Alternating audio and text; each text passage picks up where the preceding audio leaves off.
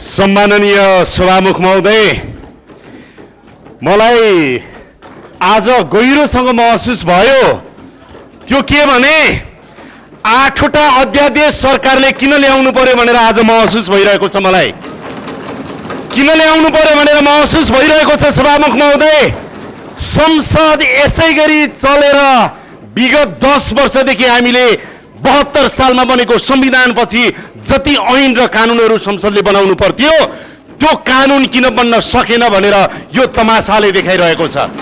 त्यसकारणले संसदीय तमासा जुन रूपमा हामीले देखाइरहेका छौं सधैँ सकारात्मक मात्रै हुँदैन। जनताका सवालमा, कानुन निर्माण गर्ने सवालमा सत्ता पक्ष र प्रतिपक्ष विपक्षी दलहरू त्यही रूपमा जवाफदेही र जिम्मेवार बन्नुपर्छ भनेर म विपक्षी दलका मान्य सांसदहरूलाई हार्दिकतापूर्वक अनुरोध गर्न चाहन्छु।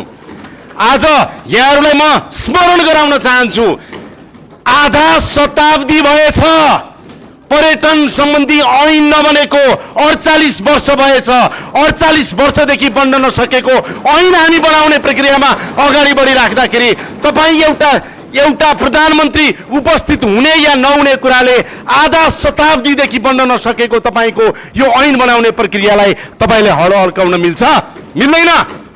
मिल्दैन। सम्माननीय सभामुख महोदय, त्यसैले म यहाँहरूलाई आग्रह गर्न चाहन्छु, संसद विपक्षीहरूले अवरोध गर्ने थलो त हो, तर संसद कानुन बनाउने थलो पनि हो। संसद कानुन बनाउने थलो पनि हो, यो स्मरण गराउन चाहन्छु। र हामी 48 वर्षदेखि बन्न नसकिरहेको यो कानुन बनाउनको लागि, ऐन बनाउनको लागि विधेयकमाथिको छलफलमा छौं र पर्यटनसँग सम्बन्धित यो विधेयकलाई अगाडि बढाउने सन्दर्भमा म विपक्षी दलहरूलाई सहयोग गर्नको लागि अनुरोध गर्दछु।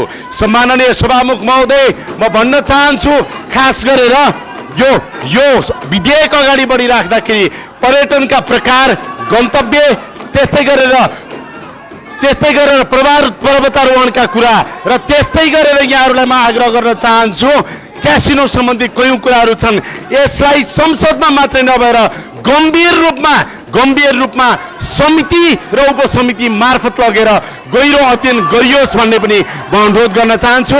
धेरै धेरै धन्यवाद।